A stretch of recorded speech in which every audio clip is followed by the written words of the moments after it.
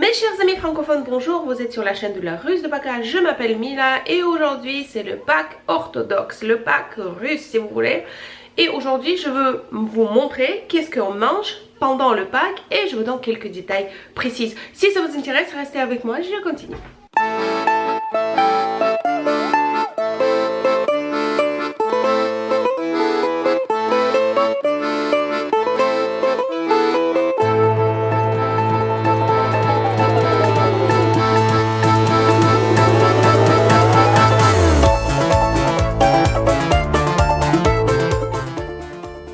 C'est la fête de fêtes orthodoxes, l'événement le plus important à l'année. Donc pendant les Pâques, il y a plein de choses qui se déroulent, qui sont cachées de vos yeux, mes chers amis francophones, mais ça existe. Dans une de mes vidéos précédentes, je vous ai déjà expliqué comment on fête ce fête. Pardon pour le tautologie, mais aujourd'hui je vous montre quelques détails précis. Qu'est-ce qu'on va manger aujourd'hui par exemple. Bon, j'ai déjà bien simplifié tout ce qui ça devrait être sur la table pendant le Pâques parce que voilà, je suis la seule personne qui est tenue le carême et la seule personne qui fête le Pâques, mais je veux intégrer quand même un tout petit peu dans ma famille quelques choses importantes de la Russie, donc je vais intégrer dans ma famille. Mais aujourd'hui je vais faire donc le gâteau russe qui est déjà fait, il est dans mon frigo, je vous montrerai tout à l'heure, et je vais faire les œufs. Oui, pendant le Pâques orthodoxe, on n'a pas des œufs au chocolat, mais des vrais œufs. Le Pâques russe, rarement, mais ça arrive, tombe le même jour que le Pâques catholique. Le Pâques orthodoxe, comme le Pâques catholique, ce n'est pas le jour précis. Donc parfois ça peut être en avril, parfois ça peut être en mai, parfois ça tombe le même jour que le Pâques catholique, mais aujourd'hui on est en 2019, donc le Pâques orthodoxe ça tombe une semaine après le Pâques catholique. Soyez pas peur si vous voyez plein de gens russes dans la rue la nuit de samedi à dimanche à côté d'une église orthodoxe. C'est simplement que les gens russes avec le prêtre de l'église orthodoxe organise une procession dans la nuit de samedi à dimanche, dans la nuit de Pâques. Ces processions sont organisées autour de l'église orthodoxe et les croyants munis avec des croix et des icônes russes. Les gens s'organisent devant l'église russe avec les portes fermées et munis des bougies, des portraits de Jésus si vous voulez. Également, les Russes, les orthodoxes, ils apportent la nourriture à l'église pour la bénir. Oui, parce que pendant 48 jours, pendant tout le carême, on n'a pas mangé ni œufs, ni viande, ni poisson, ni produits laitiers, quasiment rien. Il n'y a que 2 dimanches pendant le carême qu'on peut manger le poisson. Donc, les gens russes ramènent les gâteaux de Pâques. Ça peut être le gâteau comme gâteau italien à la base de donc c'est les pâtes sucrées avec des fruits secs dedans, ou à la base de tvorog. Tvorog, je vous ai déjà expliqué, c'est un petit c'est le produit qui ressemble gravement à faisselle mais beaucoup plus sec. Je vous montrerai tout à l'heure. Et les œufs également, et donc le prêtre bénit. Puis la procession elle approche avec des chansons religieuses à la porte de l'église. Le prêtre rentre là-bas avec une grosse bougie et il crie « Jésus ressuscité !» Et la foule répond, elle répond en vérité, Jésus ressuscité. Et bon, le Pâques est ouvert. On peut fêter et enfin on peut manger la viande.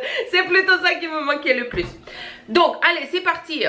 Pas de sentiments maintenant. On va montrer qu'est-ce que je veux faire aujourd'hui. C'est ma fille qui va m'aider à préparer les œufs.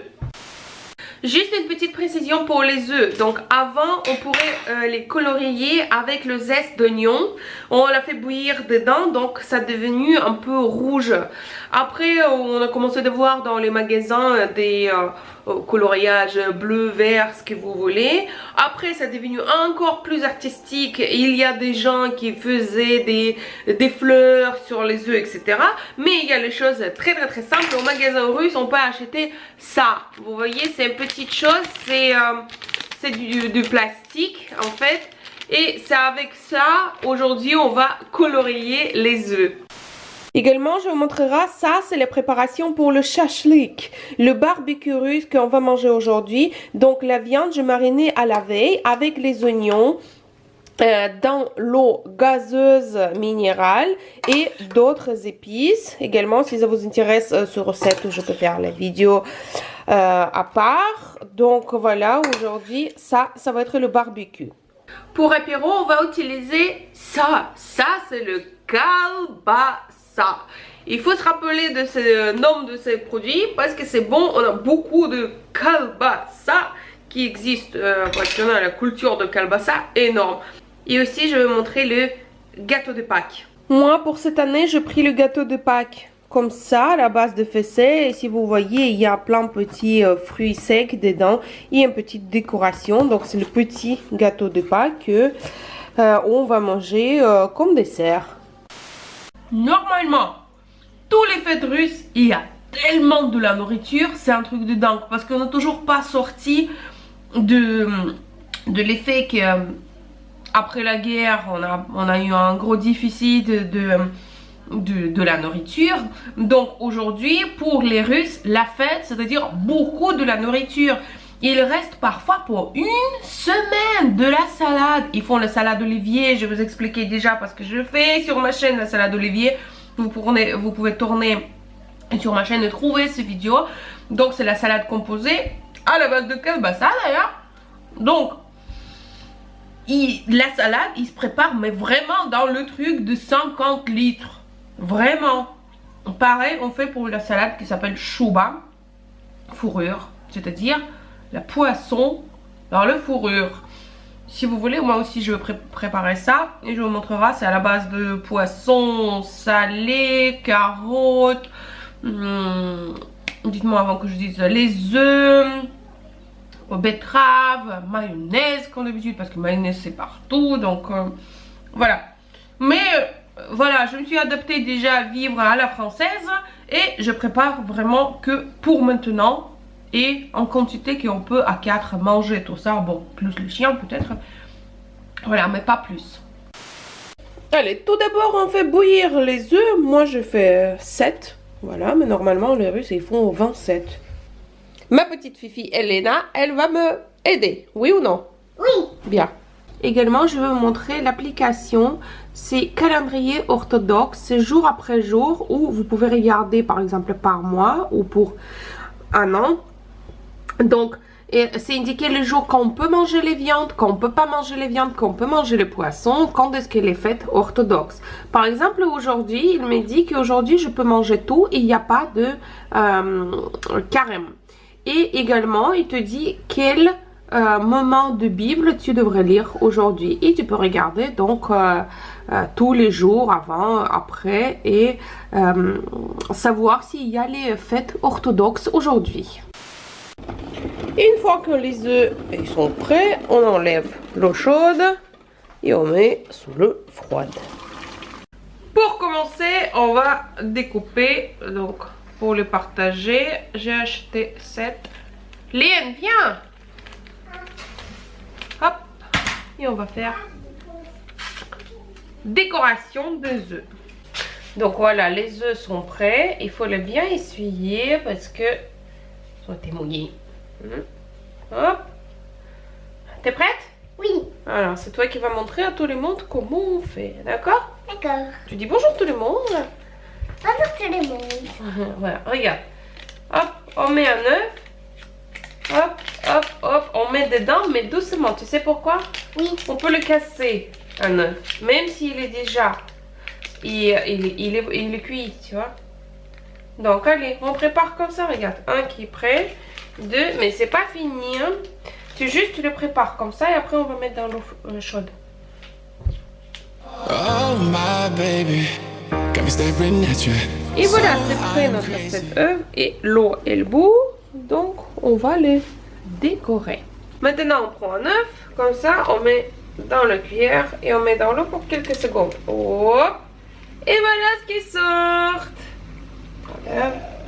Regardez, bien décoré, un joli œuf, mais c'est pas fini. Hop.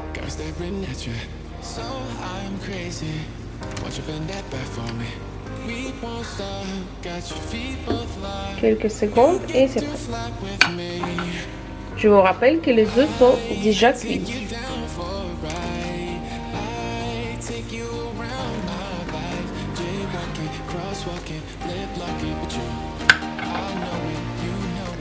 Chaque œuf est décoré avec l'image des villes ou des villages russes.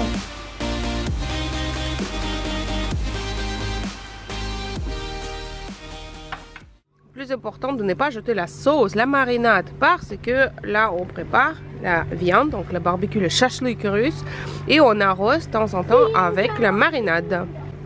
Allez, tape. C'est toi qui es perdu. Il est cassé de neuf. Allez, avec toi. Aucun. Non, encore, hein, parce qu'il faut qu'il y ait quelqu'un qui... C'est tiens. Allez, avec toi, ma fille. Allez, tape fort, Minou. Encore, plus fort, plus fort, plus fort. C'est un petit peu cassé, c'est autre chose. Oh, mais c'est Léna qui a gagné. Bravo. Montre, maman. Donc le but du jeu avec ces œufs là, c'est de se taper entre tous les membres de la famille. Et aujourd'hui c'est ma fille qui a gagné en fait, parce que elle a tapé. Ah bah encore bah, elle a tapé tous les œufs en fait. Donc on a eu de la chance parce que je peux vous montrer les deux gâteaux russes orthodoxes plutôt qu'on mange pendant le Pâques. Donc celui-là c'est à la base de faisselle mais plus dur, que je vous ai déjà expliqué tout à l'heure. Et celui-là c'est ma copine qui a fait ce gâteau là avec le couteau. C'est très joli d'ailleurs. Voilà, c'est le gâteau avec le raisin sec dedans.